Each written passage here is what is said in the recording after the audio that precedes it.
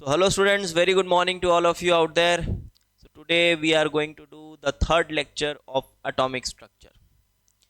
तो जैसा कि मैंने आपको पहले ही कहा है कि TTS morning 9 o'clock atomic structure के लेक्चर्स अपलोड हुआ करेंगे। आपको इसको इस हिसाब से फॉलो करना है, ठीक है। और चैप्टर अभी मैं 26 एस्पिरेंट्स की बात कर रहा हूं, अगर तो उनको हो सकता है चैप्टर में थोड़ी दिक्कत आ रही हो समझने में, ठीक है। लेकिन आपको पूरा चैप्टर लास्ट तक पढ़ना है और अच्छे से जो बोला जाए उस तरह से सोचना है, तब आपको chapter at the end of the day आप बोलोगे कि ठीक है यार, इतना तो समझ आ गया है कि एडवांस का कोई भी क्वेश्चन बन जाएगा। और अभी आपको इतना ही समझना है इस चैप्टर को, क्योंकि काफ़ी कंफ्यूजिंग है। आगे चल के और कंफ्यूजिंग होने वाला है। और ये मत सोचो कि सिर्फ आपके लिए कंफ्यूजिंग है, ये मेरे लिए भी कंफ्यूजिंग है, ये इवन साइंटिस्ट के लिए भी कंफ्यूजिंग है। ये ऐसा चैप्टर है, ठीक है। तो प्रोसीड करने से पहले केएमआईटी ऐप के बारे में आपको बता देता हूँ। जिन बच्चों को कंप्लीट लेक्चर्स और कंप्लीट केमिस्ट्री कोर्सेज चाहिए होंगे, हमारे साथ बिल्कुल आके कर सकते हैं आप। हाईली रेलेवेंट और top quality lectures KMIT app पर आपको मिलेंगे। अभी 2 कोर्सेज अवेलेबल हैं for JEE 2025 students, IOC, PC and OC, तीनों के सेपरेट कोर्सेज हैं और ये कोर्सेज फिनिश हो चुके हैं। आईओसी एंड ऑर्गेनिक केमिस्ट्री सब कुछ पढ़ा दिया गया है। जिस सीक्वेंस में पढ़ाया है उसी सीक्वेंस में फॉलो करना है, ठीक। फिजिकल केमिस्ट्री में केमिकल काइनेटिक्स के 2 लेक्चर बचे हुए हैं, तो वो भी अभी ख़त्म ही हो जाने वाला है। 2 लेक्चर बचे हुए हैं, वो भी ख़त्म ही हो जाने वाला है। फिजिकल केमिस्ट्री की मैं बात कर रहा हूँ। आफ्टर दैट फिलहाल इसमें 500 प्लस प्रॉब्लम्स अपलोडेड हैं। 500 प्लस प्रॉब्लम्स अपलोडेड हैं with complete detailed video solutions, जो कि आपको काफ़ी मदद करने वाले हैं। और after completing the physical chemistry the kinetics part, we will be doing some more problems. 500 problems और हम करेंगे इसमें 2025 स्टूडेंट्स के लिए। तो कहाँ से क्वेश्चन करें, क्या करें, उस चीज़ की पूरी टेंशन ही ख़त्म। ये 1000 क्वेश्चन करो, बस चैप्टर पढ़ो, मेंस के पीवाईक्यूज अपने से कर लो और ये 1000 क्वेश्चंस करो। ये 1000 questions with detailed solution and JEE advance PYQs. JEE advance PYQs अगर लेक्चर्स के साथ आप ये कंबाइन कर लेते हो, केमिस्ट्री में बहुत अच्छा स्कोर करोगे, गारंटी है, ठीक है। लेकिन प्रॉपरली फॉलो करो, अपना इधर उधर दिमाग मत लगाओ, प्रॉपरली बस इतना काम करना है। और जेई 2026 स्टूडेंट्स के लिए मैं फिर से बताऊंगा, बहुत ही शानदार 27 मंथ्स का कोर्स ऑन गोइंग है। इसमें पूरी लाइव क्लासेस चल रही हैं। MWF हमारी लाइव क्लास होती है at 5 o'clock evening. Regularly live classes चल रही हैं। इसमें हमने अभी mole concept, concentration terms, redox, equivalent concept and atomic structure भी ऑलमोस्ट खत्म कर लिया है। 10 लेक्चर या 9 लेक्चर इसमें हो चुके हैं एटॉमिक स्ट्रक्चर के, 1-2 लेक्चर और बचा हुआ है, ठीक है। तो एटॉमिक स्ट्रक्चर भी यहाँ हमारा खत्म हो चुका है और अभी हम इसमें फ्रेश शुरू करने जा रहे हैं periodic properties, the start of inorganic chemistry. Periodic properties and chemical bonding, ये हम शुरू करेंगे अगले हफ्ते। अभी एटॉमिक स्ट्रक्चर 1-2 लेक्चर बचा हुआ है, उसके बाद सीधे इनऑर्गेनिक केमिस्ट्री शुरू होगी और वो बिल्कुल इंडिपेंडेंट चैप्टर है। तो जो भी स्टूडेंट्स अभी देख रहे हैं इसके बारे में, तो वो चाहें तो अभी लाइव क्लासेस के साथ एनरोल हो सकते हैं और लाइव क्लासेस के साथ आप ट्रैक में भी आ जाएंगे, बिकॉज जो चैप्टर हम पढ़ने वाले हैं वो इंडिपेंडेंट है। उसके लिए मोल, रेडॉक्स, ये सब आने की ज़रूरत नहीं है। Although most of the students recording से ही करना प्रेफर करते हैं, तो रिकॉर्डिंग तो हर एक चैप्टर का आपको अवेलेबल मिलेगा, तो बिल्कुल आप ये चीज़ें एक बार देख सकते हैं। ओके, तो चलिए शुरू करते हैं अपना third lecture of atomic structure specially for JEE advanced. चलिए भाई, तो लास्ट क्लास में हमने क्या पढ़ा था? कहानी कहाँ खत्म हुई थी? मेरे ख्याल से मैंने आपको थोड़ा बहुत स्ट्रिंग वेव का एग्जाम्पल लेके ट्रांसवर्स वेव के बारे में बताया था। मैंने ट्रांसवर्स वेव के बारे में आपको बताया था। कुछ बेसिक टर्मिनोलॉजीज मैंने आपके लिए डिफाइन की थी, like wavelength, wave number, frequency.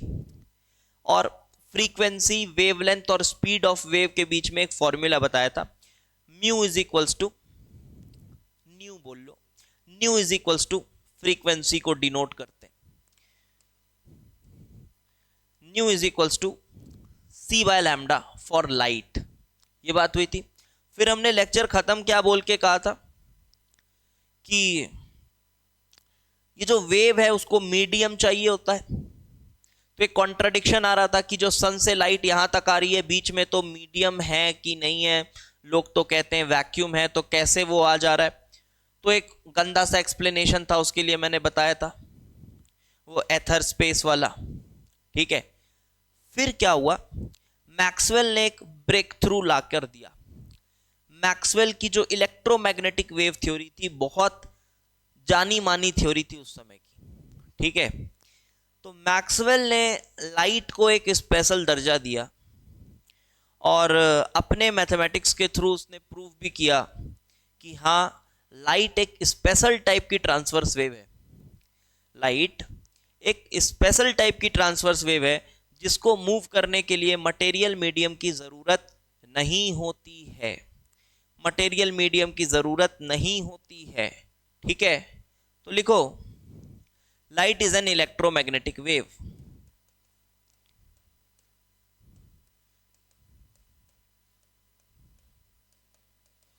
और अगर लाइट इलेक्ट्रोमैग्नेटिक वेव है, so it does not require material medium to travel according to Maxwell's electromagnetic wave theory. According to Maxwell's electromagnetic wave theory.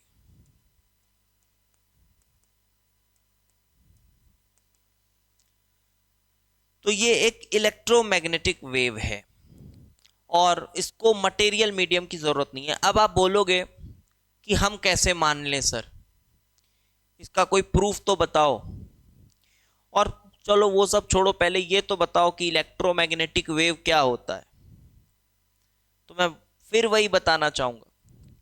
देखो, जब आप किताबों को पढ़ोगे ना, जब बुक्स पढ़ोगे आप इस चैप्टर से रिलेटेड जो भी किताब है, तो किताबों में ना काफी कन्विक्शन के साथ चीजें लिखी रहती हैं कि हाँ ये है इलेक्ट्रोमैग्नेटिक वेव।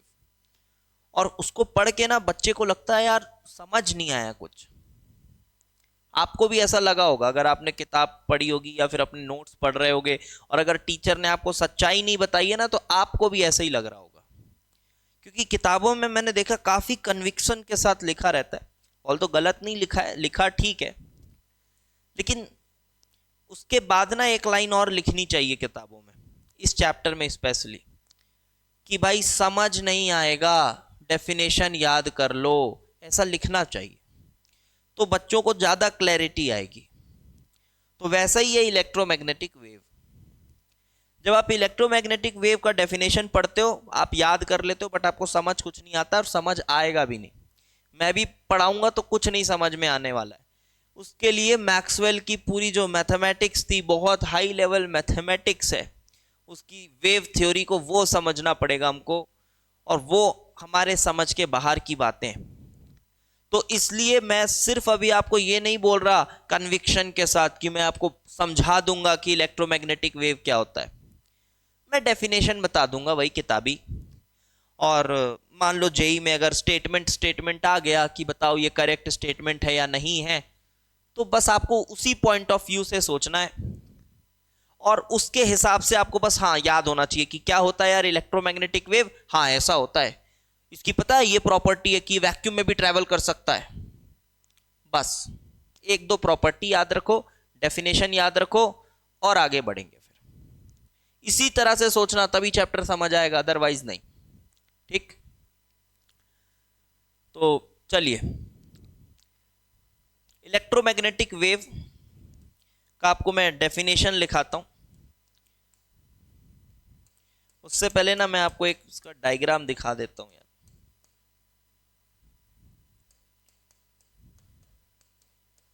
इलेक्ट्रोमैग्नेटिक वेव, इसका एक आप डायग्राम देख लो। ठीक है, ये डायग्राम चलेगा, डेफिनेशन बताने के लिए तो दौड़ेगा। तो ये डायग्राम है, ये एक वेव है, ठीक है। This is an electromagnetic wave. अभी शायद थोड़ा बेहतर दिख रहा होगा आपको। अब इसमें क्या है कि ये वेव का डायरेक्शन है, वेव का डायरेक्शन है। अब देखो, एक बात और मैं बताना चाहूंगा, एक बात और मैं यहां बोलूंगा आपको कि जब भी बात होती है वेव की, तो आपके मन में हमेशा ऐसा कुछ आ जाता है, क्योंकि वेव का मतलब ही लोग यही सोचते हैं कि वो स्ट्रिंग वेव का एग्जाम्पल से पढ़े होते हैं, और फिर उनको हमेशा जब भी मैं बोलूं वेव है, लाइट वेव है, तो आपके मन में कुछ ऐसा इमेज बनने लगता है, जो कि बिल्कुल गलत है, नहीं बनना चाहिए। वो स्ट्रिंग वेव की बात हो रही थी, दैट्स इट। तो सर वेवलेंथ तो वैसे ही डिफाइन हुआ था। थम जाओ थोड़ा, थम जाओ थोड़ा। जब भी बोलूं कि हाँ इस चीज को ऐसे इमेजिन करना है तभी करना, जिसको बोलूं इसको इमेजिन ऐसे नहीं करना है, इसकी फीलिंग नहीं आएगी, तो मान लेना कि हाँ नहीं आएगी, ऐसे इमेजिन करना ठीक नहीं है।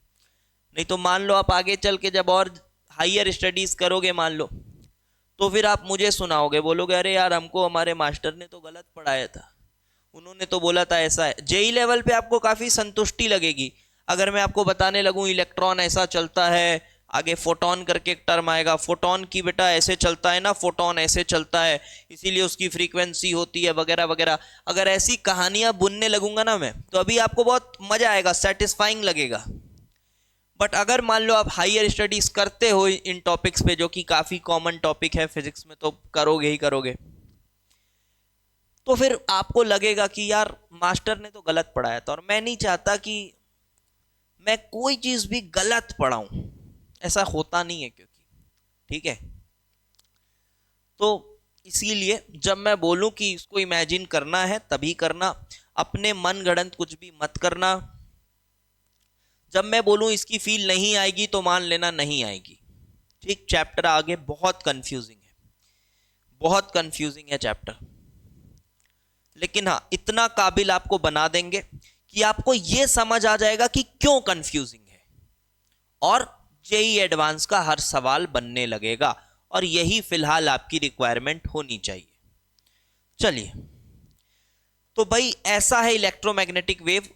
अब आप ये मत सोचिएगा कि यहां जो वेव का डायग्राम, ये वेव का डायग्राम बनाया है, ये वेव का डायग्राम नहीं है।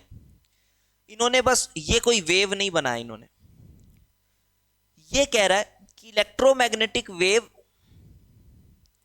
एक ऐसी वेव है जिसके प्रोपोगेशन का जो डायरेक्शन है, इस डायरेक्शन में अगर वेव प्रोपोगेट कर रहा है तो इसके परपेंडिकुलर एक मैग्नेटिक फील्ड होता है और एक इलेक्ट्रिक फील्ड होता है। इसके परपेंडिकुलर डायरेक्शन में, मतलब मान लो अगर एक्स एक्सिस में, अगर एक्स एक्सिस में वेव प्रोपोगेट कर रहा है, तो वाई एक्सिस और जेड एक्सिस में ऑसिलेटिंग मैग्नेटिक और इलेक्ट्रिक फील्ड होगा। सर क्या मतलब हुआ, इससे क्या होता है? नहीं पता क्या होता है, बस डेफिनेशन है, उसको ध्यान रखो। तो क्या डेफिनेशन लिखना है? सो डेफिनेशन लिखो, इट कंसिस्ट ऑफ, यहां लिख दे रहा हूं मैं, उतार लो। तो what is electromagnetic wave? So these are the waves which consist of, एकदम किताबी डेफिनेशन उतरवा दे रहा हूं, oscillating electric and magnetic field, electric and magnetic field perpendicular to each other, perpendicular to each other, and also perpendicular to the direction of, and also perpendicular to the, and also perpendicular to the direction of propagation of wave. Wave मतलब एक तरह से समझ low energy जा रही है इधर, या लाइट जा रहा है इधर, लाइट जा रही है इधर, कैसा ट्रेजेक्ट्री है उसके जाने का वो नहीं पता हमको। Also perpendicular to the direction of propagation of wave, propagation of wave, wave के डायरेक्शन ऑफ प्रोपोगेशन। समझ आ गई इतनी बात? तो समझ ही आ गई, लिख लिए? जी हाँ लिख लिए। अब एक काफी फेमस सी चीज है इलेक्ट्रोमैग्नेटिक स्पेक्ट्रम। आपने हो सकता है बहुत सारे बच्चों ने 9th-10th में उसके बारे में देख लिया होगा, वो डायग्राम देख लिया होगा, हो सकता है अभी आपने देखा हो, कोई बात नहीं। Electromagnetic spectrum, we are all surrounded by electromagnetic waves. ये नाम तो काफी सुना होगा आपने कि हमारे चारों तरफ इलेक्ट्रोमैग्नेटिक वेव्स हैं। X rays, gamma rays, radio waves, microwaves, ये सभी इलेक्ट्रोमैग्नेटिक वेव्स हैं। ठीक है, तो इन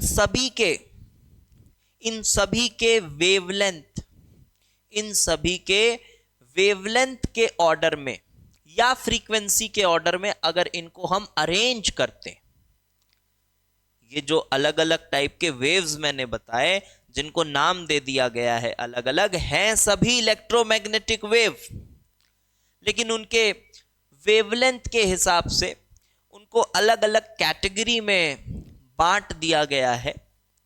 और मैं एक बात और बताऊं आपको, वेवलेंथ चेंज होने से आप ये भी पाओगे उनकी प्रॉपर्टीज में भी थोड़ा चेंजेस आते हैं।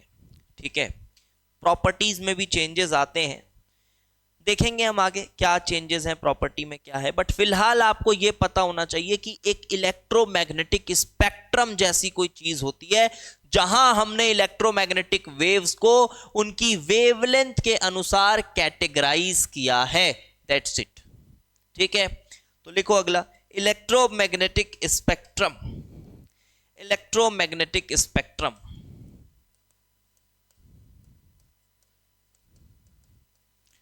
electromagnetic spectrum. So based on wavelength, based on wavelength or frequency, wavelength or frequency values, we have classified electromagnetic waves into different categories. Electromagnetic waves, देखो अब यहां पर एक टर्म आया है स्पेक्ट्रम, अभी इस टर्म के बारे में भी थोड़ा चर्चा करेंगे। ठीक है, इस टर्म के बारे में भी थोड़ी बातें बताएंगे, अभी आप बस इतना लिख लो कि बेस्ड ऑन वेवलेंथ और frequency values we have classified electromagnetic waves into several categories.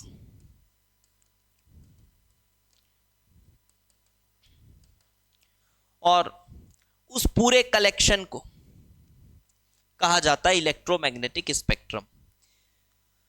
तो अब इलेक्ट्रोमैग्नेटिक स्पेक्ट्रम के बारे में देखिए, आपने सुना ही है, गामा रेज, एक्स रेज, ये सब सुना होगा।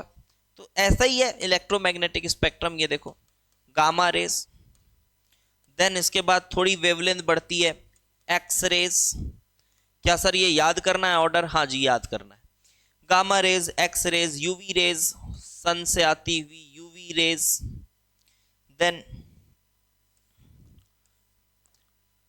यहां बीच में जो है ना, ये स्पेशली ह्यूमंस के लिए काफी इंपॉर्टेंट वेवलेंथ रीजन है। ये इसको कहते हैं हम विजिबल रीजन। सो ये है विजिबल रेंज, ये है विजिबल रीजन। यही लाइट रेज हैं, जो लाइट रेज आपको दिख रही हैं, हाँ उनका मोशन नहीं दिखेगा आपको, हाँ बट वो लाइट दिख रही है, कलर दिख रहा है। तो जो कलर आपको दिख रहे हैं लाइट के, वो सभी इस छोटे से रीजन में लाया करते हैं visible region. Then visible region के बाद आ जाता है आपका infrared, infrared region, then microwaves, और फिर आता है सबसे लार्ज वेवलेंथ वाला रेडियो वेव्स। रेडियो वेव, सबके अलग अलग काम है, सबके अलग अलग काम है। इनको हमने इंक्रीजिंग वेवलेंथ के ऑर्डर में डाला है, इंक्रीजिंग वेवलेंथ इस ऑर्डर में हमने डाला है, ठीक है, इस ऑर्डर में हमने इनको डाला है। ये विजिबल का वेवलेंथ आप थोड़ा याद रखेंगे तो आपको काफी फायदेमंद होगा। दैट इज 400 नैनोमीटर से 750 नैनोमीटर, ये आपको रेंज याद रखना पड़ेगा। 400 नैनोमीटर से लेके 750 नैनोमीटर्स, ये विजिबल रीजन का वेवलेंथ है। तो ये पूरे कलेक्शन को हम कह रहे हैं इलेक्ट्रोमैग्नेटिक स्पेक्ट्रम, सभी इलेक्ट्रोमैग्नेटिक वेव है। एक बार हम देख भी सकते हैं इलेक्ट्रोमैग्नेटिक स्पेक्ट्रम को, ये आप देख सकते हैं, यही करा गया है, बस क्लासिफाई कर दिया गया है। Have a look at this. शायद जो लिखा है वो उतने क्लियर नहीं नजर आ रहा होगा, बट स्टिल मैं बता दे रहा हूं। ये गामा रेज है, ये एक्स रेज है, ये यूवी रेज है, फिर ये इंफ्रारेड है, और इसके बाद ना इन्होंने शायद माइक्रोवेव लिखे नहीं है, माइक्रोवेव भी होगा, ठीक है, लिखे नहीं है। यहाँ एक रेंज आएगा माइक्रोवेव का, और ये रेडियो वेव होगी, ठीक है। ये देखो विजिबल रीजन, ये विजिबल रीजन है। व्हाइट लाइट जिसको आप बोलते हो, विबग्योर बोलते हो ना, विबग्योर, जी हाँ, विबग्योर। ये देखो सन से लाइट आती है, विजिबल रीजन किसको बोल रहे हैं अपन, विजिबल लाइट। सन से लाइट आती है, और सन की जो लाइट है अगर आप उसको एक प्रिज्म से पास कराओ, प्रिज्म से पास कराओ, तो वो लाइट पूरी तरह से डिफ्रैक्ट हो जाती है, अपने हर वेवलेंथ वैल्यूज को बता देती है। इसी को स्पेक्ट्रम कहते हैं, इसी को स्पेक्ट्रम कहते हैं। तो स्पेक्ट्रम क्या है? स्पेक्ट्रम मतलब एक ऐसा कलेक्शन जहां पर आपको हर वेवलेंथ का पता हो, आपको वेवलेंथ का पता हो, वो इलेक्ट्रोमैग्नेटिक वेव के वेवलेंथ का पता हो, वो स्पेक्ट्रम आपको वेवलेंथ के बारे में बता रहा होता है। तो ये जो व्हाइट लाइट है, ये जो सनलाइट आ रही है, ये जो व्हाइट लाइट है, इसमें आपको ना पूरे विजिबल रीजन वाले एक एक वेवलेंथ देखने को मिलते हैं। विबग्योर, इसी को आप विबग्योर नाम से बोलते हो। आगे भी बात करूंगा स्पेक्ट्रम के बारे में, तो कुछ इसको लेकर फैली हुई अंधविश्वास के बारे में भी बताऊंगा, ठीक है। फिलहाल ये स्पेक्ट्रम हुआ आपका। अब बढ़ता हूं थोड़ा सा आगे, अब थोड़ा सा आगे बढ़ते हैं और चर्चा करते हैं इसी शब्द का। किस शब्द का? स्पेक्ट्रम। ये स्पेक्ट्रम शब्द की थोड़ी चर्चा की जाए। क्या है ये स्पेक्ट्रम? तो भाई अभी मैंने जैसा कि आपको बताया कि अगर आप लाइट को लाते हैं, जरूरी नहीं है कि सनलाइट की बात कर रहा हूं मैं, कोई भी लाइट, कोई भी रेडिएशन अगर आप लाते हैं और प्रिज्म के थ्रू उसको पास कराते हैं, तो प्रिज्म जो है ना, आप बोल सकते हो दूध का दूध पानी का पानी कर देता है। मतलब जो प्रिज्म है वो लाइट को उसके हर एक पर्टिकुलर वेवलेंथ्स में डिफ्रैक्ट कर देता है। और आपके पास एक स्क्रीन है, जो आप ऐसे समझो अभी फिलहाल कि वो जो स्क्रीन है ना, वो हर वेवलेंथ को सेंस कर लेती है, वो हर वेवलेंथ को सेंस कर लेती है और आपको बता देती है कि भाई देखो मुझ पर ये वेवलेंथ वैल्यूज वाले रेडिएशंस आके पड़े हैं। बात समझ आई? कुछ थोड़ी बहुत समझ आई? क्या बोला मैंने? मैंने कहा कि जब एक लाइट को आप प्रिज्म के थ्रू पास कराते हैं, प्रिज्म के बारे में आपने 10th फिजिक्स में पढ़ा होगा, प्रिज्म के थ्रू पास कराते हैं, तो प्रिज्म लाइट को, इसके अंदर बहुत सारे वेवलेंथ रहे होंगे, क्योंकि लाइट मतलब कोई एक वेवलेंथ नहीं, उसके अंदर बहुत सारे वेवलेंथ्स होंगे। हो सकता है विजिबल रीजन में हो सकता है विजिबल रीजन में ना हो, बहुत सारे वेवलेंथ होंगे, बहुत सारे वेवलेंथ होंगे। और प्रिज्म इसको अलग करके, अगर आप यहां पर एक स्क्रीन रखोगे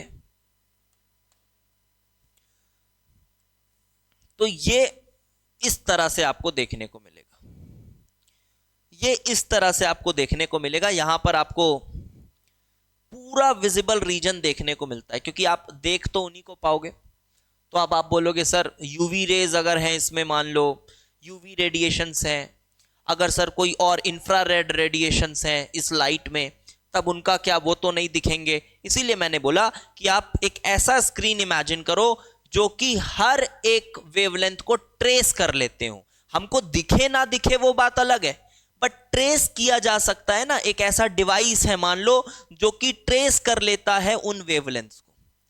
हाँ, बट दिखेगा हमको कौन, दिखेगा सिर्फ विजिबल वाला। तो इसको कहते हैं स्पेक्ट्रम, इसको कहते हैं स्पेक्ट्रम। इस तरह से जो जो वेवलेंथ आए, इनफाइनाइट वेवलेंथ आ सकते हैं, जो जो वेवलेंथ आए सभी को इसने ट्रेस कर दिया, और इसको कह रहा हूं मैं स्पेक्ट्रम। तो डेफिनेशन लिख लो स्पेक्ट्रम का,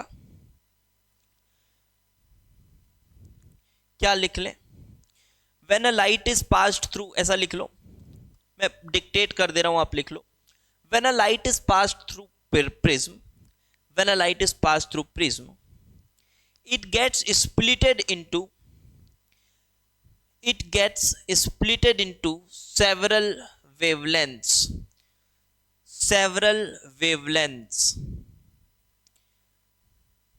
and collection of all those wavelengths on a screen is called spectrum. Collection of all those wavelengths on a screen is called spectrum.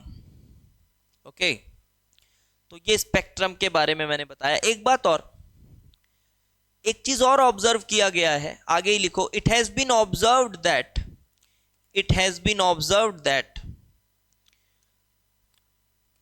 the radiation with longest wavelength has the least angle of refraction,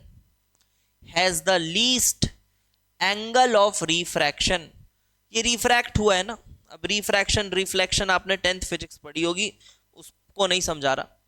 ये refract हुआ है, मान लो ये refract हुआ है, एक medium से दूसरे मीडियम में गया, तो ये जो एंगल आपको दिख रहा है ना, एंगल जो दिख रहा है रिफ्रैक्शन का, जो एंगल है रिफ्रैक्शन का कि कितना रिफ्रैक्ट हुआ है, यहां पर हम बोलेंगे एंगल ऑफ रिफ्रैक्शन ज्यादा है, यहां बोलेंगे एंगल ऑफ रिफ्रैक्शन कम है। तो ये देखा गया है कि वेवलेंथ अगर ज्यादा है तो एंगल ऑफ रिफ्रैक्शन कम होता है। तो क्या बोल सकता हूं मैं, एंगल ऑफ रिफ्रैक्शन कम रिफ्रैक्ट होता है, angle of refraction is inversely proportional to wavelength, तो अगर मैं यहां विजिबल की बात करूं तो आप देखे होंगे विजिबल में यहां होता है V और यहां होता है R, यहां V यहां R। तो रेड की वेवलेंथ सबसे ज्यादा होती है, विजिबल में बात करूं अगर मैं, तो उसकी वेवलेंथ ज्यादा होने की वजह से वो रिफ्रैक्ट सबसे कम होता है। ये भी एक ऑब्जर्वेशन है, ठीक। ऐसा क्यों होता है वगैरह ये सब इरेलेवेंट बातें फिलहाल, तो उस पर नहीं जाना है। Angle of refraction is inversely proportional to wavelength, ठीक है। तो स्पेक्ट्रम के बारे में समझ गए आप, और ये स्क्रीन भी समझ गए, स्पेशल टाइप की स्क्रीन है जो वेवलेंथ डिटेक्ट कर लेती है, बता देती है, नंबर बता देगी, मान लो डिजिटल चीज है, ठीक है। आप अभी समझ लो स्पेक्ट्रोस्कोप होता है, ये स्पेक्ट्रोस्कोप आजकल तो काफी हाईटेक लैब्स में आ चुके हैं, ऑर्गेनिक केमिस्ट्री में काफी ज्यादा यूजफुल होते हैं स्पेक्ट्रोस्कोपी एक पूरी साइंस बन चुकी है, कितनी सारी किताबें आ चुकी हैं, कितने सारे टाइप्स ऑफ स्पेक्ट्रोस्कोपी डिस्कवर हो चुके हैं। तो बहुत बड़ी साइंस है, बट फिलहाल आपको यही समझना है कि this is just a screen which detects the wavelength, not only the visible region, every wavelength, कोई भी वेवलेंथ पड़े ये नंबर बता देता है। जैसे मान लो 250 नैनोमीटर का वेव का रेडिएशन इसमें आके पड़ा है, 250 नैनोमीटर का रेडिएशन पड़ा है, सर वो तो विजिबल में नहीं आता है, कोई बात नहीं, लेकिन ये स्क्रीन बता देगी। अभी यही माइंडसेट के साथ आगे चलना है। सर 250 नैनोमीटर मतलब क्या? सर कैसा सर? मतलब वो उसके क्रेस्ट के बीच में जो डिस्टेंस होगा ये 250 नैनोमीटर होगा? नहीं, ऐसा कुछ नहीं सोचना है। तो कैसा सोचना है? कुछ नहीं सोचना है। जब मैं बोलूं लाइट का वेवलेंथ, आपको बोलना है लाइट का वेवलेंथ, सोचना कुछ नहीं है। ठीक है, बिल्कुल ऐसे नहीं सोचना है कि क्रेस्ट है, ट्रफ है, उसके बीच का डिस्टेंस, इतने आसानी से नहीं चलती चीजें। ठीक, चलिए यहां तक बात मैंने किया, और अब स्पेक्ट्रम के बारे में बात कर रहे थे। तो स्पेक्ट्रम के भी कुछ टाइप्स हैं, मैं आपको थोड़ा बहुत क्लासिफाई कर देता हूं। स्पेक्ट्रम के भी कुछ टाइप्स हैं, सुनना, ये टाइप्स भी आगे इसको डिटेल में डिस्कशन करना है ये टॉपिक को, जब हम बोर मॉडल के आगे पहुंचेंगे, जब हाइड्रोजन स्पेक्ट्रम पढ़ेंगे, इसको बहुत अच्छे से पढ़ेंगे। फिलहाल emission and absorption, emission spectrum and absorption spectrum. ठीक, एमिशन एंड एब्जॉर्प्शन। एमिशन में फिलहाल इसी को थोड़ा हमें डिटेल में पढ़ना है, तो आप ये समझ लो, एक कंटिन्यूअस एक डिसकंटिन्यूअस। एमिशन में एक कंटिन्यूअस और दूसरा डिसकंटिन्यूअस। Continuous, discontinuous. डिसकंटिन्यूअस में भी दो टाइप्स हैं, इसका उतना काम नहीं आएगा, line and band. Line spectrum, band spectrum. तो थोड़ा भी बात करते हैं ये एमिशन स्पेक्ट्रम क्या होता है और एब्जॉर्प्शन स्पेक्ट्रम क्या होता है। ठीक है, चैप्टर में जो ज्यादा काम आने वाला है वो एमिशन ही आने वाला है, एब्जॉर्प्शन का काम नहीं आने वाला ज्यादा, बट हाँ थोड़ा ऊपर ऊपर से डिस्कस करेंगे। लिखिए, एमिशन स्पेक्ट्रम,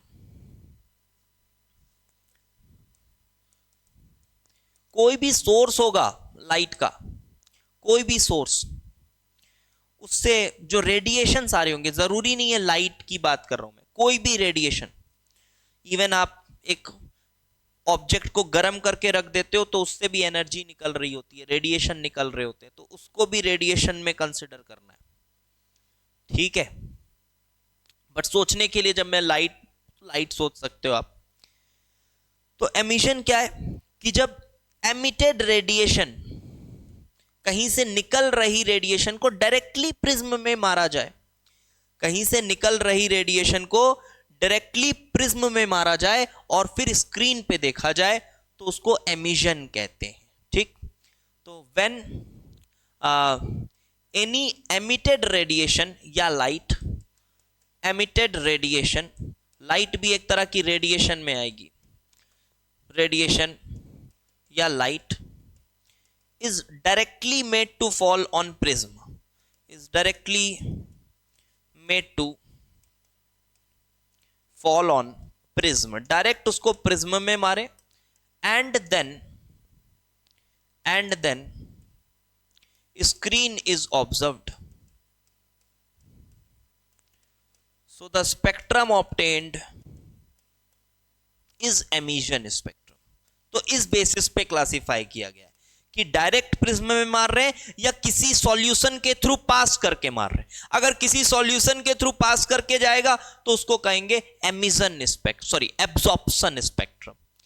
तो वो जो रेडिएशन थी वो किसी सॉल्यूशन के थ्रू पास कर देंगे तो कुछ वेवलेंथ वहां एब्जॉर्ब हो जाएंगी और बची कुछ ही वेवलेंथ आगे जाएंगी, तो वो अलग कैटेगरी है, उनको एब्जॉर्प्शन बोलेंगे। यहां एमिशन में क्या है कि सीधे रेडिएशन आया और रेडिएशन डायरेक्टली प्रिज्म में जा रहा है, और हमको इस चैप्टर में एमिशन को ही पढ़ना है डिटेल में। ठीक है, एब्जॉर्प्शन के बारे में कोई खास पढ़ाई करनी नहीं। Screen is observed, spectrum obtained is emission. अब इसमें एक होता है कंटिन्यूअस डिसकंटिन्यूअस, मैंने बताया, तो लिखो कंटिन्यूअस क्या है।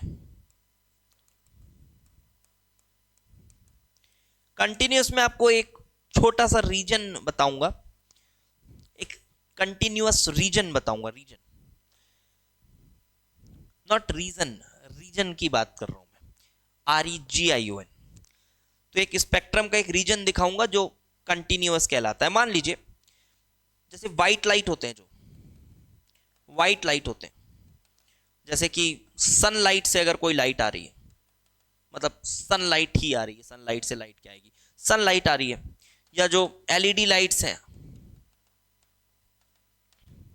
जो बल्ब्स भी हैं नॉर्मली एक्सेट्रा, आप इनको मान लो, इनसे जो लाइट आती है ना, इनसे जो लाइट आती है, और इनको जब हम प्रिज्म में डालते हैं और फिर स्क्रीन में देखते हैं, तो पूरा कंटिन्यूअस विजिबल रीजन आपको दिखाई देता है, पूरा कंटिन्यूअस विजिबल रीजन आपको दिखाई देता है। हाँ, हो सकता है कुछ और वेवलेंथ्स भी आए, बट मैं अभी स्पेक्ट्रम के एक छोटे रीजन की बात कर रहा हूं। मैं अगर ये कहूं कि जब एक व्हाइट लाइट आती है, ये व्हाइट लाइट आती है, तो ये क्या कंपोज्ड रहता है, white light is composed of all colours in the visible region. तो आपको एक रेनबो टाइप का स्पेक्ट्रम देखने को मिलता है, एक एकदम रेनबो टाइप देखने को मिलता है, V से लेके R तक कंप्लीट कंटिन्यूटी के साथ, बीच का कोई भी वेवलेंथ मिस नहीं हुआ है। मतलब मैं कहूं आपको V से R, ये थोड़ा बचपना हो जाता है, मैं आपको कहूं कि 400 नैनोमीटर से लेके 750 नैनोमीटर तक कंप्लीट आपको एक कंटिन्यूअस स्पेक्ट्रम देखने को मिलता है। इसी को कंटिन्यूअस कह रहे हैं, बीच में कोई वेवलेंथ नहीं छूटा, infinite number of radiations are there. Okay, तो कंटिन्यूअस का एग्जांपल लिखा आपने, ठीक है। So this is kind of continuous spectrum. अब ये जो V से R है, इसके बारे में भी आजकल मैंने कुछ ट्रेंडिंग रील्स देखे हैं, जो कि एकदम सुडो साइंस बोला जा सकता है उसको। क्या चलते हैं आजकल, भाई बताया ना मैंने, बहुत फैशन चल रहा है कि अपने अपने धर्म को सब लोग साइंटिफिक साबित करने की कोशिश में लगे हुए हैं, जो कि बिल्कुल वाहियात तर्क देके साइंटिफिक साबित करने की कोशिश कर रहे हैं। एक बड़ा ट्रेंडिंग रील देखा मैंने कि कौन एक महाशय हैं, शायद ही साइंस के बारे में कुछ पता होगा, बट फिर भी बात बहुत करते हैं। वो बता रहे थे कि देखो, सूर्य देव के 7 घोड़े होते हैं, होगा कहीं ग्रंथ में कहीं लिखा होगा, उसमें तो बहुत कुछ लिखा रहता है। तो 7 घोड़े होते हैं, देखो ये हमारे पूर्वजों को ना पहले ही से पता था। 7 घोड़े क्यों हैं, तर्क सुनना उनका। 2 मिनट आउट ऑफ कॉन्टेक्स्ट जा रहा हूं, बट इससे आपको समझ आएगा थोड़ा कि यार 7 घोड़े होते हैं, क्योंकि देखो साइंस को तो आज पता चला कि इसमें 7 रंग हैं, लेकिन हमारे पूर्वजों को तो उसी समय से पता था। पहली बात तो 7 घोड़ों को 7 रंग से कनेक्ट कर दिया गया, कोई तर्क नहीं है, बट फिर भी ठीक है, चलो मैं मान लिया, मतलब घोड़े इक्वल टू रंग, मैं मान लिया। बट आप बताओ भाई, अगर मैं आपको जब ये दिखाता हूं, जब मैं आपको ये दिखाता हूं, ये क्या आप यहां बोलोगे कि ये 7 रंग है? कितने रंग है?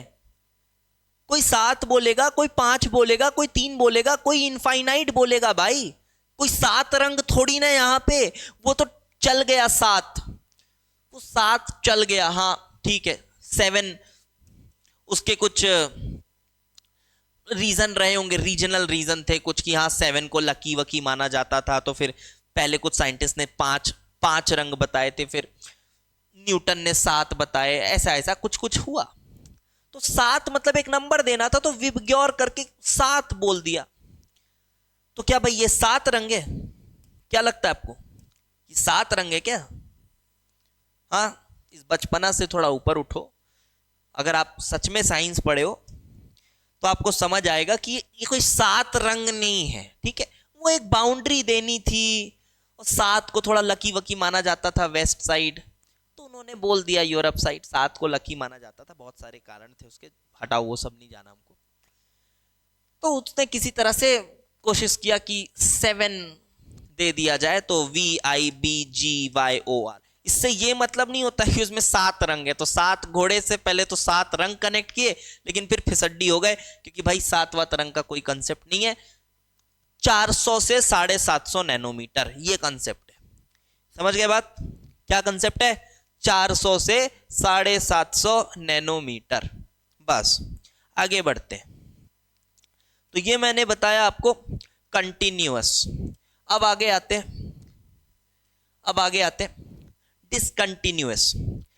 नाम से तो समझ आ गया होगा आपको डिसकंटिन्यूअस मतलब क्या, बट कौन से ऐसे केसेस हैं जब हमको डिसकंटिन्यूअस स्पेक्ट्रम मिलता है, इसकी समझ अभी होनी बहुत जरूरी है, क्योंकि आगे चल के हम जब हाइड्रोजन स्पेक्ट्रम पढ़ेंगे तो वो डिसकंटिन्यूअस ही रहेगा। ठीक है, तो चलो लिखो, दूसरा लिखो डिसकंटिन्यूअस, बी डिसकंटिन्यूअस।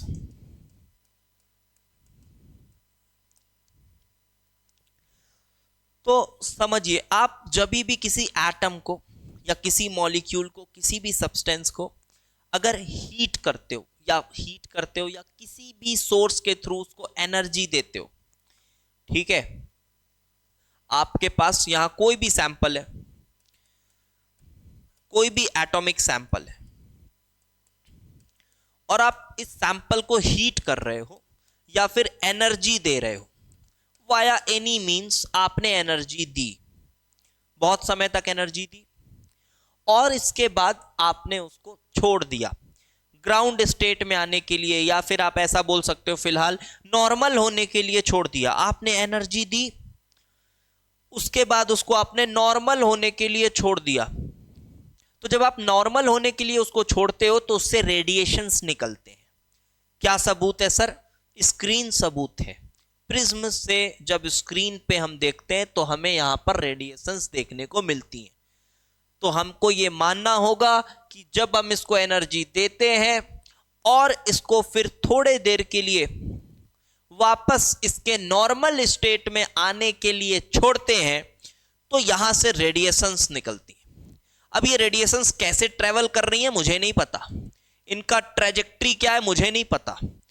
मैं ऐसे बना रहा हूं सर, आप ऐसे बना रहे हो, वो तो कोई भी कैसे भी बना सकता है, मैं कैसे भी बना सकता हूं, ठीक है, मैं कैसे भी बना सकता हूं, सीधी लाइन बना सकता हूं, क्योंकि मुझे नहीं पता वो चल कैसे रहे। ठीक, अब इनको जब प्रिज्म में डाला गया तो प्रिज्म दूध का दूध, पानी का पानी करता है, सबको अलग अलग करता है, और उसके बाद आती है स्क्रीन। तो स्क्रीन में ना कुछ डिसकंटिन्यूअस लाइंस देखे जाते हैं। मतलब ऐसा नहीं है कि एकदम कंटिन्यूअस 400 से लेके 750 नैनोमीटर मस्त एकदम रंग बिरंगा स्पेक्ट्रम मिल रहा है, ऐसा नहीं होता है। अभी मैं आपको रंग से नहीं बताऊंगा, मैं आपको ना वेवलेंथ के नंबर से बोलूंगा, तो ज्यादा अच्छे से समझ आएगी आगे की चीजें। तो आप ऐसे समझो कि सर्टेन वेवलेंथ्स ही यहां पर पड़े हुए मिलते हैं, सर्टेन वेवलेंथ्स। जहां मैंने लाइंस बनाई हैं आप ऐसे समझ लो कि सर्टेन वेवलेंथ्स ही देखने को मिलते हैं। मतलब 400 से 750 के बीच की अगर मैं बात करूं, देखो फिर से मैं बार बार 400 से 750 का एग्जांपल सिर्फ इसलिए ले रहा हूं क्योंकि वो विजिबल है और हमारे थोड़ा ज्यादा क्लोज है, ह्यूमंस के थोड़े ज्यादा क्लोज है, बट बहुत ज्यादा ऑब्सेस्ड मत हो जाना विजिबल रीजन के साथ। आपको स्पेक्ट्रम को एज ए स्पेक्ट्रम देखना है, बहुत ह्यूमन सेंट्रिक होके बात यहां नहीं करनी है। तो चलिए, ये पूरा स्पेक्ट्रम है, इसमें आपको कुछ कुछ लाइंस मिलेंगी। कोई एटॉमिक सैंपल हो सकता है विजिबल रीजन में आपको वेवलेंथ्स दे रहा हो, कोई हो सकता है विजिबल में बहुत सारे वेवलेंथ्स दे रहा हो, कोई एटॉमिक सैंपल ऐसा हो सकता है जो विजिबल में कोई वेवलेंथ दे ही नहीं रहा हो। तो बस ये रैंडमली यहां पर आपको अलग अलग वेवलेंथ्स मिलेंगे और इसको कहा जाता है डिसकंटिन्यूअस, इसको कहा जाता है डिसकंटिन्यूअस। लाइन और बैंड भी इसी की कैटेगरी है। अगर आपको बहुत ही ना पास पास के वेवलेंथ मिले, लाइन और देखो, मान लो ऐसे दूर दूर के वेवलेंथ मिले तो आपको लाइंस देखने को मिल रही है, समझ गए बात? दूर दूर के वेवलेंथ मिले तो लाइंस देखने को मिल रही है। अब मानो आपको 450 देखने को मिला, 450.1 मिला, 450.2 मिला, उसके बाद सीधे 450.3 मिला, उसके बाद आपको फिर 500 मिल गया, तो आपको ये बहुत क्लोजली हेल्ड लाइंस का कलेक्शन देखने को मिलेगा, बहुत ही क्लोजली हेल्ड लाइंस का कलेक्शन देखने को मिलेगा, जिसको आप बैंड बोल सकते हो। ऐसे ही समझ लो फिलहाल, थोड़ा टाइम पास टाइप्स, उसका कोई ज्यादा खास जरूरत भी नहीं है। बहुत ही क्लोजली हेल्ड लाइंस है, इसको आप बैंड बोल देना, फिलहाल ऐसे ही चला लो काम, ज्यादा जरूरत नहीं। तो लाइन और बैंड से ज्यादा इंपॉर्टेंट डिसकंटिन्यूअस समझ आया। अब देखो ये एटॉमिक सैंपल, ये बड़ी इंपॉर्टेंट बात है। अलग अलग एटॉमिक सैंपल, अलग अलग एटॉमिक सैंपल का ये जो स्पेक्ट्रम होता है ना, ये जो एमिशन डिसकंटिन्यूअस स्पेक्ट्रम होता है, ये एक एटम की पहचान होती है। पता है आपको, ये एक एटम की पहचान होती है। और आजकल तो किसी भी चीज में अगर आपको आइडेंटिफाई करना है ना कि इसमें कौन सा एटम प्रेजेंट है, कोई अननोन सैंपल है, आपको पता करना है इसमें कौन सा एटम प्रेजेंट है, उसका बस स्पेक्ट्रोस्कोपी किया जाता है, 10 मिनट के अंदर पता चल जाता है, अरे ये एटम्स है इसमें। टेक्नोलॉजी थोड़ी एडवांस्ड है, टेक्नोलॉजी नहीं समझ सकते यहाँ हम, बट हाँ प्रोसेस और उसके अंदर का कोर साइंस तो समझा जा सकता है। जैसे पहले के जमाने में ना बहुत बहुत सारे रिएक्शंस करके देखने पड़ते थे, अरे यार ये एक अननोन सैंपल मिला, क्या इसमें सिल्वर का एटम है, मुझे तो लग रहा है सिल्वर का एटम है। फिर सिल्वर से रिलेटेड कुछ टेस्ट्स कराए जाते थे, वो देखा जाता था, अरे यार एक और अलग टेंशन, रिएक्शन कराते कराते सैंपल ही खत्म हो गया, तब टेस्ट आया ही नहीं, सैंपल ही खत्म हो गया। क्योंकि भाई रिएक्शन करा रहे हो, सैंपल से थोड़ा थोड़ा लेना पड़ेगा, उसके बाद आपको टेस्ट करना पड़ेगा, सैंपल भी खर्च हो रहा है। लेकिन जब आप स्पेक्ट्रोस्कोपी की बात करते हो, आपका सैंपल भी जस का तस रहता है, हीट करो वापस ले आओ, वापस वो ग्राउंड स्टेट में आ गया, कोई दिक्कत नहीं है, कोई दिक्कत नहीं। और आपको पता भी चल गया कि कौन सा एटम है वहां पर। तो ऐसा भी लिख सकते हो कि emission spectrum of any atomic sample serves like a fingerprint to it। Fingerprint की तरह काम करता है। कोई भी दो अलग एटॉमिक सैंपल का एग्जैक्टली आइडेंटिकल स्पेक्ट्रम नहीं हो सकता। लिख लेना ये भी बात, कुछ बच्चों को समझ नहीं आता नोट्स कैसे बनाए। अब इतनी मेच्योरिटी आ जानी चाहिए, जो बोल रहा हूं कि हाँ यार इसको लिख लेना तो लिख लो। अब ठीक है, जेई एडवांस के लिए प्रिपेयर कर रहे हो ना, तो वो थोड़ा सा छोटा छोटा मोटा एक्स फैक्टर आपके पास होना चाहिए भाई। अब आप बोल रहे हो नोट्स बनाते नहीं आता सर, कैसे लिखें समझ नहीं आता, तो ये दूध पीते बच्चों वाली बातें करोगे ना तो फिर कहाँ से जेई हो पाएगा। ठीक है, तो थोड़ी बहुत स्लाइट मेच्योरिटी की बात कर रहा हूँ मैं, सेल्फ रियलाइजेशन की बात कर रहा हूँ कि खुद का पता होना चाहिए कि यार मैं ये पढ़ रहा हूँ, ये मुझे समझ आया कि नहीं, ये क्वेश्चन मुझसे बन रहा है कि नहीं, इस चैप्टर में मेरे को यार थोड़े और क्वेश्चन करने की ज़रूरत है या नहीं, ये खुद खुद को पता होना चाहिए। इसके लिए यूट्यूबर्स को मत देखा करो जो आपको प्लानर देते रहते हैं हर चौथे दिन, है ना, उनको मत देखा करो। जिनको ना सब्जेक्ट का पता है, ना कुछ, ना सिलेबस का ढंग से पता है, ना टॉपिक्स का पता है, बस आपको हर हफ्ते आके बरगलाते हैं और आप बस उन्हीं चक्करों में फंसे रहते हो, कब साल निकल जाता है पता नहीं चलता है।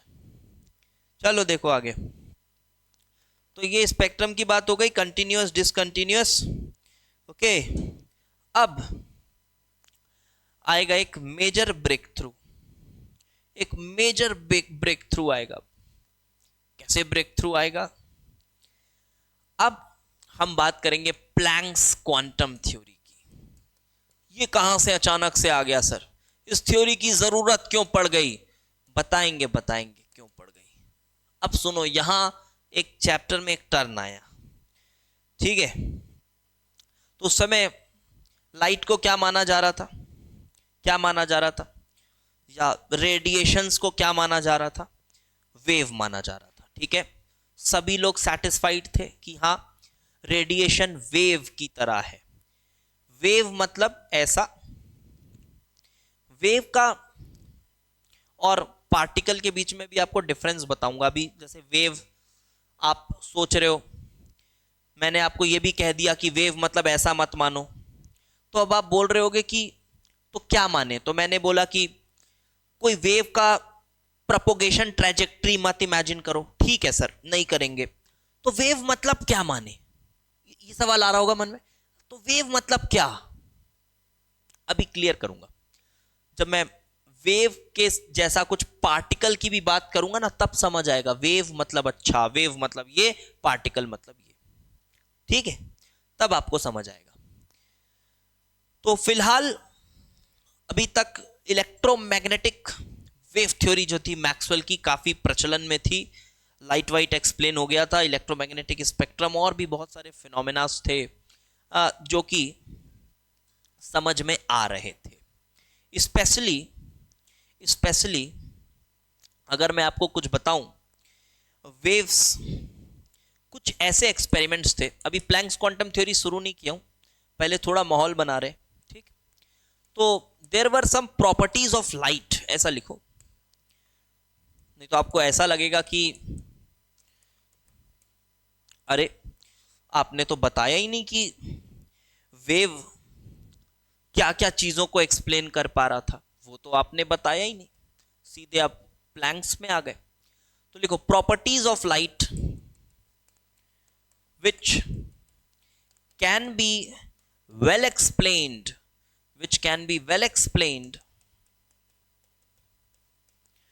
by wave nature of it are, कुछ प्रॉपर्टीज थी लाइक रिफ्लेक्शन, रिफ्रैक्शन, इंटरफेरेंस। ये इंपॉर्टेंट है, फिजिक्स में बहुत ज्यादा इंपॉर्टेंट है, केमिस्ट्री में भी हम थोड़ी बहुत चर्चा करेंगे उसके बारे में। इंटरफेरेंस, डिफ्रैक्शन, डिफ्रैक्शन भी वेव ऑप्टिक्स में, फिजिक्स में बहुत डिटेल में, एक एक चीज को बहुत डिटेल में पढ़ोगे। ठीक है, डिफ्रैक्शन और TIR भी ले लो, टोटल इंटरनल रिफ्लेक्शन एक्सेट्रा।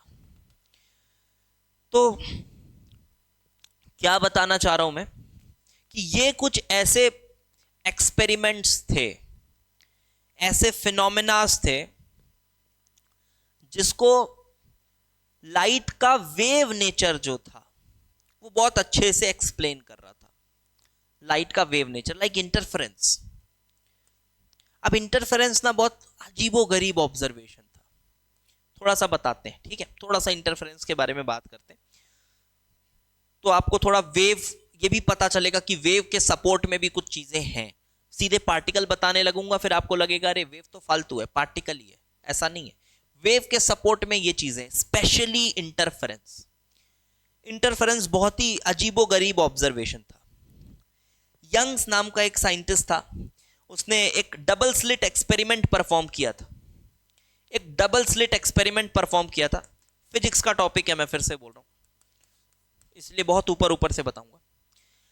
एक डबल स्लिट एक्सपेरिमेंट परफॉर्म किया था उसने, और उसने कुछ अजीबोगरीब पैटर्न देखे थे, बहुत अजीबोगरीब पैटर्न देखे थे। मतलब आप ऐसे सोचो, देखो आप एक काम करो, ये बड़ा फेमस एग्जांपल है बुलेट का और लाइट का। बुलेट और लाइट का एक एग्जांपल है, बड़ा फेमस एग्जांपल है। देखो इस तरह से सोचो कि अगर आप यहां पर ना ये दो स्लिट आपने छोड़े, ध्यान से सुनना बेटा, बड़े ध्यान से, आपने दो स्लिट छोड़े हुए हैं। ठीक है, और यहां पर एक स्क्रीन है, ये स्क्रीन है, और दो स्लिट आपने छोड़े, और आप यहां से दूर से कहीं से यहां बुलेट फायर कर रहे हो। मान लो वो बच्चों वाला बुलेट है, ऐसा नहीं है कि बुलेट है सर स्क्रीन को उड़ा देगा ऐसा वैसा, ऐसी बात नहीं। बुलेट मान लो बच्चों वाली बंदूक से आप उधर से बुलेट फायर कर रहे हो। अब आप ऐसा सोचो कि शुरू में आपने ये स्क्रीन को, इस वाले स्लिट को बंद रखा है, इस वाले स्लिट को बंद रखा है, तो आपको बुलेट्स कहां कहां पड़े हुए देखने को मिलेंगे। आपको देखने को मिलेगा, मान लो बुलेट इस ऐसे आ रहे हैं इस डायरेक्शन से, तो आपको देखने को मिलेगा कि यहां पे बहुत सारे बुलेट्स हैं, ऐसे ही देखने को मिलेगा आपको, यहां पे बहुत सारे बुलेट्स हैं। फिर आप बोलोगे सर ऐसा भी तो हो सकता है कि यहां से बुलेट पड़ के इधर चला जाए। हाँ बिल्कुल, तो इधर भी बुलेट्स की पॉसिबिलिटी तो है, यहां भी बुलेट्स मिलेंगे। समझ पा रहे हो? थोड़ा समझना, मेरी भावनाओं को समझना थोड़ा। यहां भी बुलेट्स को पाने की पॉसिबिलिटी तो है, यहां बुलेट है, थोड़े बहुत बुलेट, लेकिन जैसे हम दूर जाते जाएंगे ना पॉसिबिलिटी कम होती जाएगी। समझ पा रहे हो? यहां पे बहुत सारी, वैसे ही ऊपर जैसे दूर जाते जाएंगे पॉसिबिलिटी कम होती जाएगी। सिमिलरली अगर मैंने ये वाले स्लिट को ओपन करके रखा तो बुलेट इधर से ही आ रहा है, इस वाले स्लिट को भी ओपन करके रखा, तब क्या ऑब्जर्वेशन है? हाँ सर, यहां बहुत सारा बुलेट लगेगा, सीधी सीधी आ गई बुलेट्स, कुछ बुलेट्स तो पड़ के वापस चली जाएंगी, कुछ ऐसे भी हो सकते हैं कि ये किनारों पे पड़ के, इसी को डिफ्रैक्शन भी बोलते हैं, ये किनारे पे पड़ के इधर उधर आए, फिर अगेन वैसे ही होगा, दूर जाते जाते पॉसिबिलिटी कम होने लगेगी। यही होगा, कुछ ऐसे ही कुछ ऑब्जर्वेशन आएगा। इसको तो आप इमेजिन कर सकते हो, बिकॉज बुलेट का एग्जांपल लिया मैंने, डे टू डे लाइफ में आपने ये चीजें देखी हैं तो आप इमेजिन भी कर सकते हो, कोई बड़ी बात नहीं है। लेकिन अब सोचो अगर मैंने ये दोनों को साथ में खोला तब क्या होगा? तब क्या होगा? हाँ, ये सब एड अप हो जाएगा, और क्या, ये सब एड अप हो जाएगा, है ना? सब कुछ क्या हो जाएगा? एड अप हो जाएगा। मतलब आप समझ लो हर पॉइंट पे आपको दिखेगा इंटेंसिटी बढ़ गई। अग्री करोगे मेरे साथ? पॉज करके सोचो मैं क्या बोल रहा हूं। हर पॉइंट पे आपको यही दिखेगा कि इंटेंसिटी बढ़ गई। मतलब जब ये अकेला होल ओपन था तो जहां जहां बुलेट पड़ रहे थे, फिर जब ये अकेला होल ओपन था तब जहां जहां बुलेट पड़ रहे थे। अब दोनों होल अगर आप ओपन करोगे तो हर एक पॉइंट पे आप यही पाओगे ना कि इंटेंसिटी बढ़ गई। आप ऐसे सोच सकते हो कि दोनों लोग कंट्रीब्यूट कर रहे हैं, दोनों लोग कंट्रीब्यूट कर रहे हैं, कुछ नहीं थोड़ा बहुत तो कंट्रीब्यूशन आएगा ना, तो हर एक पॉइंट पे इंटेंसिटी थोड़ी बढ़ी हुई ही मिलेगी। ये हुआ पार्टिकल नेचर, ये हुआ पार्टिकल नेचर। बट क्या हुआ, यंग्स ने एक एक्सपेरिमेंट किया। यंग्स ने यही चीज लाइट के साथ परफॉर्म की। Young's double slit experiment, physics का टॉपिक है, बार बार बोल रहा हूं, इसके कोई डेरिवेशन और ये सब हमको नहीं करने, लेकिन मैं आपको बोलूंगा एनिमेशन इसका आप जरूर देखिए एक बार। यूट्यूब पर बहुत सारे एनिमेशन वीडियोस होंगे इसके, आप देखिएगा जरूर, तो आपको थोड़ा फीलिंग आएगा। तो यंग्स ने कुछ ऐसा किया, सेम यही डबल स्लिट लिया और इधर स्क्रीन लिया, और इस बार उसने लाइट के साथ ये काम किया। लाइट के साथ जब उसने काम किया ना तो उसको कुछ अलग सा ऑब्जर्वेशन देखने को मिला, कुछ अलग सा ऑब्जर्वेशन देखने को मिला। जब उसने दोनों होल्स को ओपन किया और लाइट के साथ जब ऑब्जर्व किया उसने, तो ही सॉ कि यार कहीं कहीं ब्राइट स्पॉट्स हैं, कहीं कहीं ब्राइट स्पॉट्स हैं, like this bright spot, bright spot exactly इनके बीच में एक बड़ा ब्राइट स्पॉट आया था। वो कैलकुलेशन से पता चलता है क्यों, और वो कैलकुलेशन आप फिजिक्स में करोगे, ऐसा नहीं है कि आउट ऑफ स्कोप कैलकुलेशन है, वो कैलकुलेशन आप फिजिक्स में करोगे। यहां ब्राइट स्पॉट, ऐसे ब्राइट स्पॉट्स देखने को मिले। जैसे जैसे दूर जा रहे हो ब्राइट स्पॉट्स की भी इंटेंसिटी कम हो रही। ठीक है सर, ब्राइट स्पॉट्स देखने को मिले, कोई बात नहीं, ब्राइट स्पॉट्स तो सर पार्टिकल नेचर में भी देखो सब कुछ ब्राइट ही तो हो गया था, इंटेंसिटी तो बढ़ गई थी, सब कुछ ब्राइट ही तो हो गया था, इंटेंसिटी तो बढ़ गई थी। जी हां, लेकिन कहीं इंटेंसिटी कम तो नहीं हुई थी ना, यहां पे कहीं इंटेंसिटी कम तो नहीं हुई थी।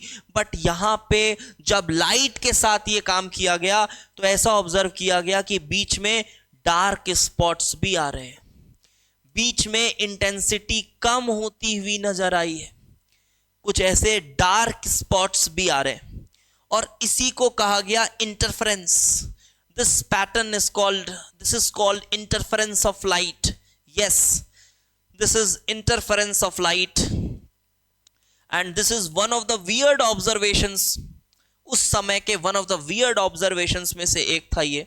and this cannot be explained if you assume light to be a particle। अगर आप पार्टिकल की तरह मान के चलोगे ये एक्सप्लेन नहीं कर पाओगे। लिखो इस बात को, cannot be explained, cannot be explained by particle nature। Particle nature से ये एक्सप्लेन नहीं हो सकता, ठीक है। ये वेव नेचर से एक्सप्लेन हुआ था। वेव नेचर से कैसे हुआ था, करंटली वो हमारा पॉइंट ऑफ डिस्कशन नहीं है। उसके लिए आपको यंग्स डबल स्लिट एक्सपेरिमेंट वगैरह पढ़ना पड़ेगा। आई होप यहां तक बातें दिमाग में तो बैठ रही हैं सब, कि हाँ क्या किसके बाद क्या हुआ, कैसे हुआ, ये सब बातें दिमाग में तो बैठ रही होंगी। ओके, तो मैं था प्लैंक्स क्वांटम थ्योरी को शुरू करने वाला था मैं, और मैंने आपको बताया लाइट की बहुत सारी ऐसी चीजें थी जो पार्टिकल नेचर से नहीं समझ आई। ये भी इन्हीं की तरह कुछ था, एक एक को डिस्कस नहीं करना है। हाँ, रिफ्लेक्शन रिफ्रैक्शन तो आपको पता होगा। फिलहाल इंटरफेरेंस आगे भी थोड़ा काम आएगा, इसलिए मैंने बता दिया। डी ब्रॉगी हाइपोथेसिस करके एक टॉपिक आता है, वहां भी ये एक्सप्लेन करना पड़ता है एक बार, तो मैंने पहले ही आपको थोड़ा बता दिया इसके बारे में। ओके, लेकिन इसके बाद ना एक ऐसा एक्सपेरिमेंट हुआ, कुछ ऐसे एक्सपेरिमेंट्स हुए जहां लाइट का वेव नेचर भी एक्सप्लेन नहीं कर पा रहा था। इस चीज को लिखिए, लिखिए, after these experiments there were few more observations which electromagnetic wave theory, which Maxwell's electromagnetic wave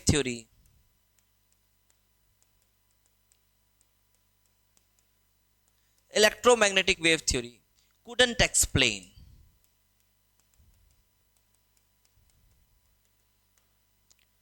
electromagnetic wave theory उसको नहीं समझा पा रही थी। क्या क्या ऑब्जर्वेशन था? पहला लिखो ब्लैक बॉडी रेडिएशन, पहला लिखो ब्लैक बॉडी रेडिएशन। दूसरा फोटो इलेक्ट्रिक इफेक्ट। तीसरा लिखो एमिशन स्पेक्ट्रम ऑफ हाइड्रोजन।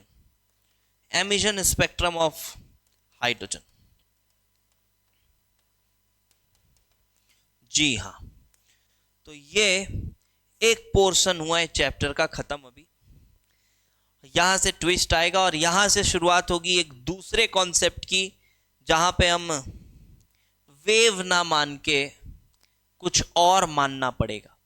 और वेव और पार्टिकल के बीच में आपको डिफरेंस भी मैं आपको बताऊंगा, क्योंकि अभी भी आपके मन में ये सवाल होगा कि ठीक है सर, वेव मतलब क्या सर, है ना?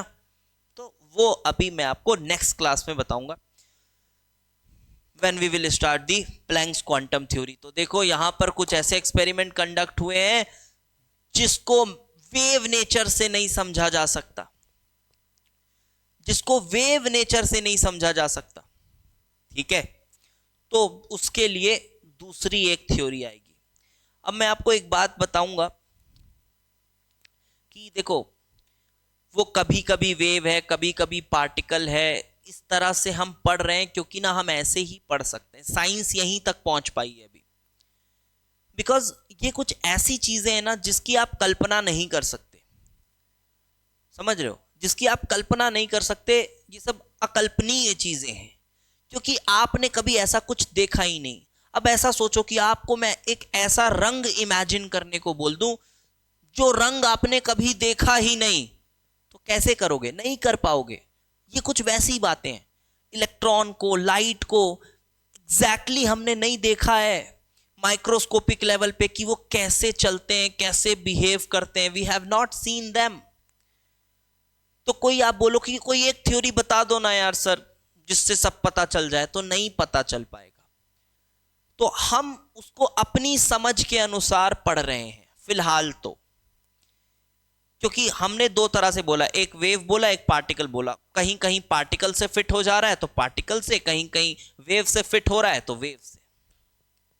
हाँ, डी ब्रॉगी हाइपोथेसिस जब आप पढ़ेंगे तो एक थोड़ी सी काइंड ऑफ क्लैरिटी वो देने की कोशिश करता है, but still that's not enough. Okay, तो आई होप आपको ये चैप्टर का प्रोग्रेस मजा आ रहा होगा थोड़ा पढ़ने में। आगे और मज़ेदार चीज़ें आने वाली हैं, जस्ट फॉलो करते रहिए लेक्चर्स को।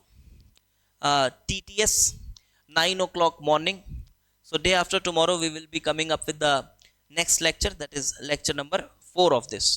And yes, again आप अभी तक अगर आपने कंप्लीट कोर्सेज में आप हमारे साथ एनरोल नहीं हुए तो बिल्कुल आइए और प्रॉपर एडवांस लेवल की वेल डेडिकेटेड पढ़ाई करिए, जहां आपके साथ साथ मैं भी फुल डेडिकेशन के साथ आपको बहुत एक्सक्लूसिव और special JEE advance relevant content आपको प्रोवाइड करता हूँ, ठीक है। For all 25 as well as 2026 students, special मैं बोलना चाहूँगा 26 स्टूडेंट्स को, बिकॉज अगर मेरे पास बच्चा 2 साल के लिए रहेगा, 2 साल कंटिन्यूसली लाइव मेरे साथ पढ़ेगा, मेरे साथ इंटरैक्ट करेगा, तो केमिस्ट्री में बता रहा हूँ बहुत अच्छे लेवल पे बच्चा पहुंच जाएगा। इवन दो आप अगर किसी कोचिंग वगैरह में एनरोल्ड हैं, ठीक है आप कोचिंग में पढ़ रहे हैं, बट फिर भी आप आइए इधर, लाइव क्लासेस करिए, ठीक है। लाइव क्लासेस का समय नहीं मिल रहा है, रिकॉर्डिंग करिए, क्योंकि मोस्ट ऑफ द मेरे जो स्टूडेंट्स हैं वो किसी ना किसी कोचिंग पे, कोई SRG बैच में, कोई इस बैच में, टॉप बैच में, इधर उधर हर जगह स्टूडेंट्स ऑलरेडी एनरोल्ड होते हैं, लेकिन उसके बाद भी वो चाहते हैं कि एक अपर एज मिले और डीप अंडरस्टैंडिंग मिले चैप्टर्स की, so that's why they prefer my courses. तो इवन दो आप कहीं एनरोल्ड भी हैं, आप आइए पढ़िए, आपको बेनिफिट ही होगा, ठीक है। ठीक है, चलिए फिर मिलते हैं आपके साथ नेक्स्ट लेक्चर में, and do recommend our lectures, our YouTube channel as well as ChemIT app to others. Thanks for watching.